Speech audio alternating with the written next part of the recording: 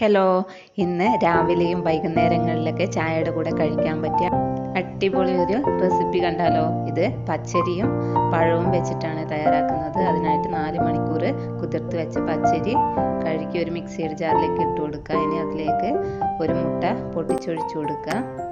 ഇനി അതിലേക്ക് ആവശ്യത്തിന് ഉപ്പ് കൂടെ ചേർത്ത് കൊടുക്കുന്നുണ്ട്. ഇനി അല്പം വെള്ളവും കൂടെ ചേർത്ത് കുറച്ച് ചോറ് കൂടെ ചേർത്ത് അരച്ചെടുക്കുക. അങ്ങനെ ഇതാ മാവ് നന്നായിട്ട് അരച്ചെടുത്തിട്ടുണ്ട്. ഇനി ഒരു പഴം ഇതുപോലെ ചെറുതായിട്ട് കട്ട് ചെയ്തെടുത്തിട്ടുണ്ട്. നേന്ത്രപ്പഴമാണ്. ഇനി ഒരു പാനിലേക്ക് അല്പം നെയ്യ് ഒഴിച്ചതിന് ശേഷം നേരത്തെ കട്ട് ചെയ്ത് വെച്ച നേന്ത്രപ്പഴം വഴറ്റിയെടുക്കുക.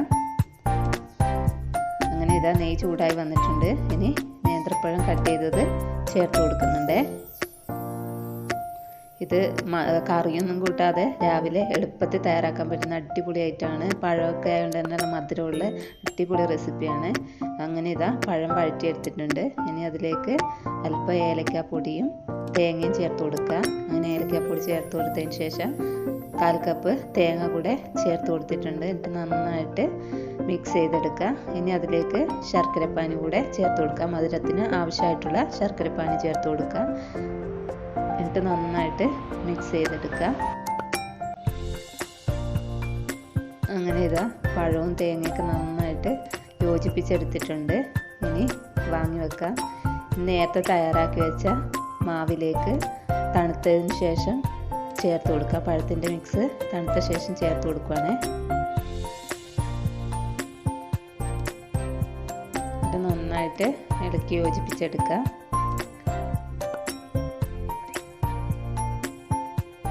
അങ്ങനെ ഇതാ മാവൊക്കെ റെഡിയാക്കി എടുത്തിട്ടുണ്ട്. ഇനി ഒരു പാനിലേക്ക് അല്പം നെയ്യ് ബ്രഷ് ചെയ്തതിന് ശേഷം ഓരോ തവി മാവ് കോരി ഒഴിച്ച് ചുട്ടെടുക്കുക.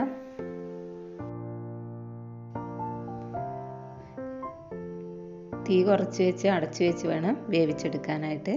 ഒരു ഭാഗം വെന്ത് വന്നാൽ തിരിച്ചിട്ട് വേവിക്കാം. അങ്ങനെ ഇതാ പഴവും പച്ചരിയും മുട്ടയൊക്കെ വെച്ചിട്ടുള്ള അടിപൊളി റെസിപ്പി റെഡി ആയിട്ടുണ്ട്. വളരെ പെട്ടെന്ന് തയ്യാറാക്കി എടുക്കാൻ പറ്റുന്ന ഒരു ഐറ്റമാണ്. അങ്ങനെ ബാക്കിയുള്ളതും കൂടെ അതുപോലെ തന്നെ ചുട്ടെടുക്കാം.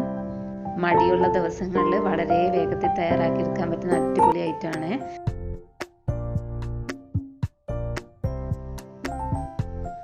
അങ്ങനെ ഇതാ മുഴുവനായിട്ടും ഇതുപോലെ തയ്യാറാക്കി എടുക്കാം. വേഗത്തിൽ തയ്യാറാക്കി എടുക്കാൻ പറ്റുമേ. അങ്ങനെ ഇതാ ഹെൽത്തിയും ടേസ്റ്റി ആയിട്ടുള്ള മുട്ടയും പഴവും വെച്ചിട്ടുള്ള പലഹാരം തയ്യാറായിട്ടുണ്ട്. ഇതിൽ നല്ല സോഫ്റ്റുമാണ്, കഴിക്കാൻ നല്ല ടേസ്റ്റാണ്. ഇന്നത്തെ റെസിപ്പി ഇഷ്ടമാവുകയാണെങ്കിൽ എൻ്റെ ചാനൽ സപ്പോർട്ട് ചെയ്യാൻ മറക്കല്ലേ.